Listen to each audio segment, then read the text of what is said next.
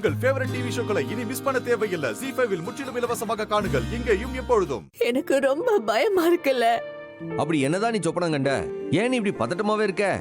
என்னன்னு சொல்லு. 3 பிள்ளைகளை வச்சுக்கிட்டு ஒத்தையில உக்காந்துருக்கல்ல. மடியில 1, தோல்ல 1ன்னு 3 பேரும் கிடக்காளுக. எவனோ ஒருத்த வந்து ஒரு பிள்ளைய மட்டும் தூக்கிட்டு ஓடிட்டால. ஐயோ என் புள்ளன்னு நான் கத்திக்கிட்டே ஓடினேன்.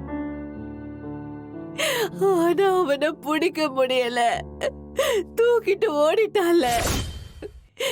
என் பிள்ளைய தூக்கிட்டு போயிட்டா.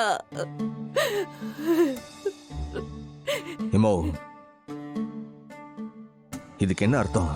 என் பிள்ளைகள ஒண்ணு நான் பறி கொடுக்க போறேன்னு முருகன் சொல்லறான்ல.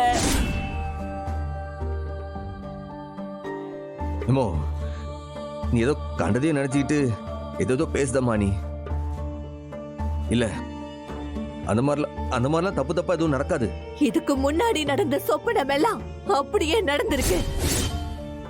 இதை எப்படி இல்ல கடந்து போக முடியும்? அந்த ஆள் எந்த புள்ளைய தூக்கிட்டு போனா? அது ஞாபகம் இருக்கா? என் கையில இருந்த கைப்புள்ளைய தூக்கிட்டு போகல.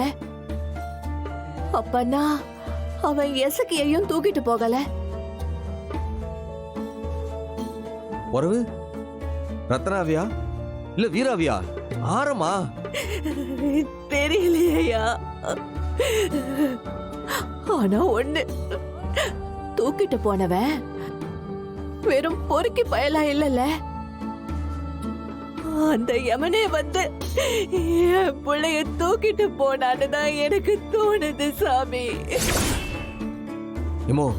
இது கலங்க ஏதாச்சும் நடந்துருமோன்னு பயப்படுதியா? நினைக்கலையா, நம்புறேன். என் பிள்ளையல்ல ஒன்ன பறி கொடுக்க போறேன்னு முழுக்க உறங்க முடியல. இம்புட்டு காலமும் வம்பாப்பட்டு பழிய தாங்கி ஜெயில தங்கி இத்தனை எல்லாம் கஷ்டப்பட்டோம் என் பிள்ளைய கண்ணால பார்க்க முடியாம அந்த கடவுள் கொண்டு போறான்னு தெரியலையா?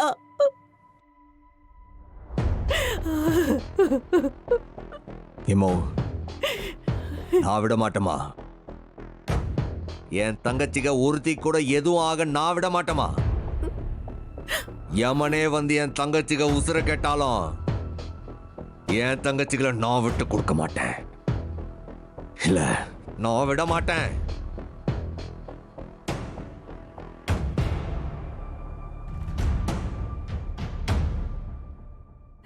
ஒன்னேதாம்ல மலை போல நம்பி இருக்கேன். ZEE5 ஆப்பை டவுன்லோட் செய்து அனைத்து எபிசோடுகளையும் இலவசமாக பாருங்க.